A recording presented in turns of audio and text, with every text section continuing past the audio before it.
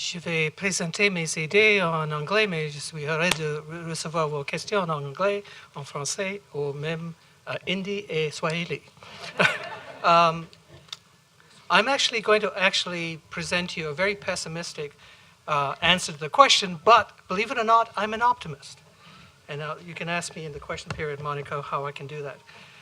The peace and security frameworks established after the Second World War are severely threatened in the first decades of the 21st century by authoritarian leaders, by demagogues, many who are science deniers, and by those who abuse science and technology in a way that threatens the foundation of human dignity, and in the case of climate change deniers, life on the planet itself. I'm actually wearing my climate change tie because there's a polar bear in it, and I'm actually getting worried. Even he's getting thinner as I keep on looking at it every day.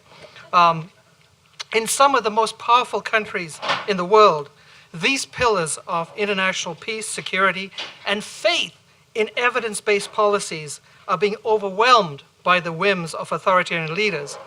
And those same leaders are trying to undermine it in the rest of the world.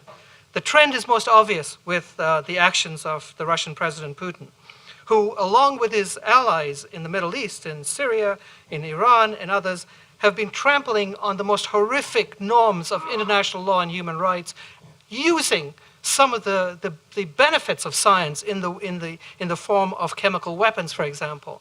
In his own country, Putin maintains the facade of a managed democracy while crushing all dissent, controlling the media, universities, and using his own intelligence and security forces to oppress dissident voices.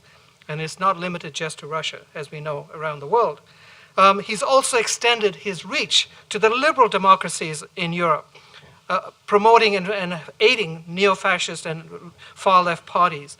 And finally, his most ultimate adventure, the seemingly successful manipulation of the 2016 US presidential election, which brought, as we all know, an authoritarian who basically does not believe in evidence-based policies. And we can see that now in the actions before us in the United States.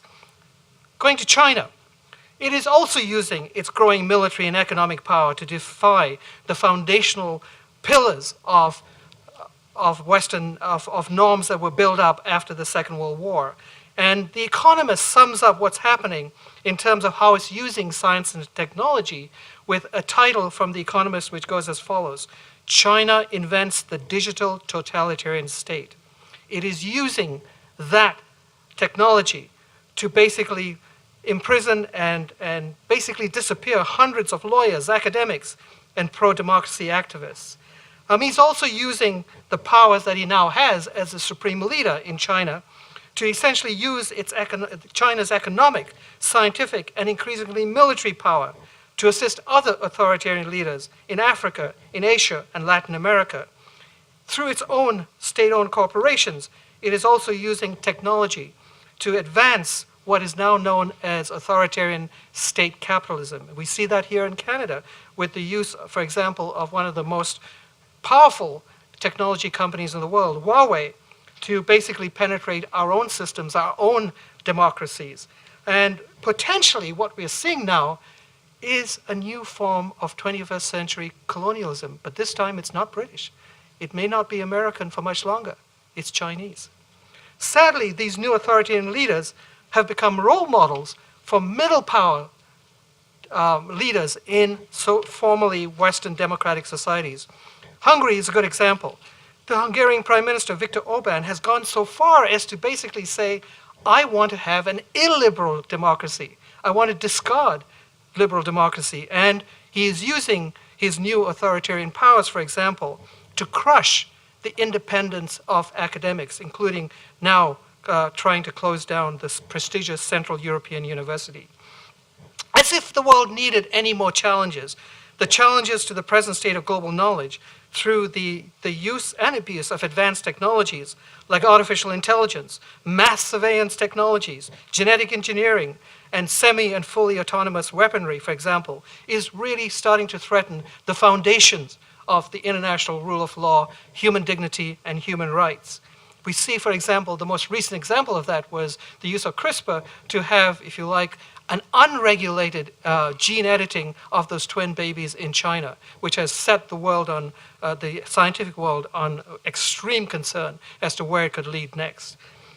If some of these key areas of science, medicine, and engineering are also intentionally or unintentionally undermining these foundational structures that have been built up since the Second World War, what is the most effective counter to these impacts?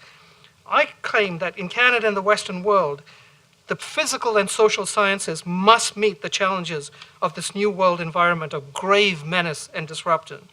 In the accumulated global knowledge in these areas, we must teach our students as academics to meet these challenges, and we cannot afford just to toil away in our very limited theoretical silos as we actually ignore the fact that we're now living in a very dangerous and disruptive global order. I have to finish now. I actually focus on a whole area dealing with economics, but I don't have the time. I'd be happy to talk about it here. So there are no easy solutions to the challenges I've identified. The challenge for those who use science in the cause of global human flourishing must find ways to break out of their silos, to work with disciplines, across disciplines, to find solutions. And perhaps the way to do that is to urge our students to think and act outside accepted box of existing global knowledge.